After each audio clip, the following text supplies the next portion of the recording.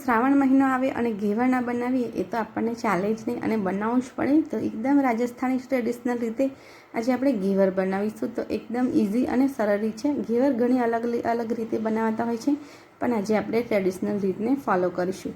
તો અહીં ઘીને ઓગાળીને જ લેવાનું છે, કમ્પલસરી ઘીને ઓગાળી લેવાનું છે અને પરફેક્ટ મેઝરમેન્ટથી જ બનાવવાનું છે. તો તમારા ઘેવર એકદમ પરફેક્ટ બનીને તૈયાર થશે. તો અહીં મેં 1.5 ચમચી જેટલું ઘી લીધું છે, જે મેલ્ટ કરેલું ઘી લેવાનું છે. હવે આપણે 3 થી 4 આઈસ ક્યુબ લઈશું અને એકદમ સરસ રીતે આપણે એને ફેંટવાનું ચાલુ કરીશું. જેમ જેમ આપણે ફેંટતા જઈશું, મિક્સ કરતા જઈશું, એમ જે ઘી છે એ બટરનું સ્વરૂપ બદલતું જશે અને એકદમ બટર બનીને તૈયાર થઈ જશે. તો બસ લગભગ 2 થી 3 સેકન્ડ કે મિનિટમાં જ આપણું આ રીતનું એકદમ સરસ બટર બનીને તૈયાર થાય છે. હવે આ ટાઈમે આપણે 1 થી 2 મિનિટ માટે એકદમ સરસ રીતે મિક્સ કરી લઈશું અને પછી જે બરફના ટુકડા હતા એને કાઢી લેવાના છે અને એકદમ સરસ રીતે આપણે ફીણવાનું છે. તો એકદમ સરસ આ રીતનું બટર બની જવું જોઈએ. આ ટાઈમે જે પણ બરફના ટુકડાનું જે પાણી હતું એને કાઢી લેવાનું છે. પાણી એકદમ ઠંડુ લેવાનું છે. સાથે જ અહીં મેં 1 મેંદો લીધો છે. થોડો મેંદો એડ કરતા જઈશું અને બટર અને મેંદો મિક્સ કરતા જઈશું. 1/4 કપ જેટલું મેં અહીં દૂધ પણ લીધું છે, જે આપણે પાછળથી એડ કરતા જઈશું અને થોડો મેંદો અને થોડું ઠંડુ પાણી એડ કરતા જઈ આ રીતેથી હાથેથી કરી શકો છો. તમે મિક્સરનો ઉપયોગ પણ કરી શકો છો અને હેન્ડ બ્લેન્ડરનો ઉપયોગ પણ કરી શકો છો, પણ આ રીતે હાથથી બનાવીશું તો એકદમ સરસ આપણે જાળીદાર ઘેવર બનીને તૈયાર થાય છે.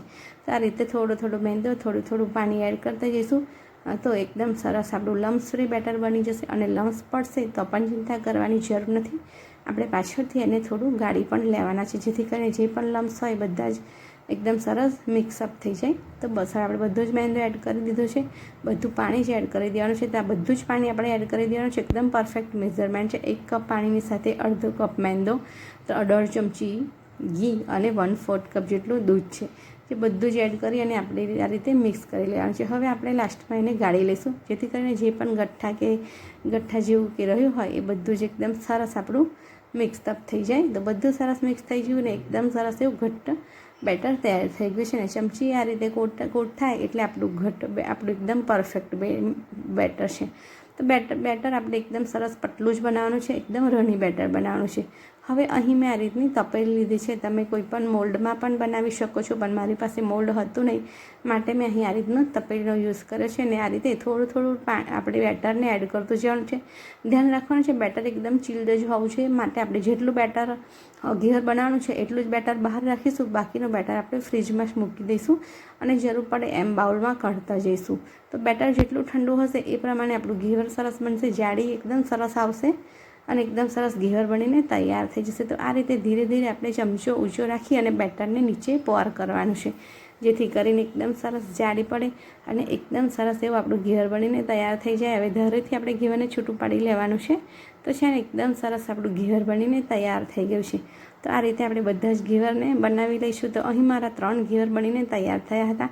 આટલા મેઝરમેન્ટમાં 3 ઘેવર બનીને તૈયાર થાય છે અને એકદમ સરસ એવા ઘેવર બની ગયા છે. હવે રબડી બનાવીશું. અહીં મેં 1 લીટર દૂધ લીધું હતું, એને દૂધને એકદમ સરસ આપણે ઉકાળવાનું છે. તો એકદમ ઘટ્ટ રબડી બનાવવાની છે. રબડી બનીને તૈયાર થઈ ગઈ છે. ઇલાયચી પાવડર અને ખાંડ એડ કરી દઈશું અને સાથે જ આપણે રબડી સાથે ઘેવરને સર્વ પણ કરી લઈશું. તો એકદમ ઇઝી રેસીપી છે, જરૂરથી ટ્રાય કરજો.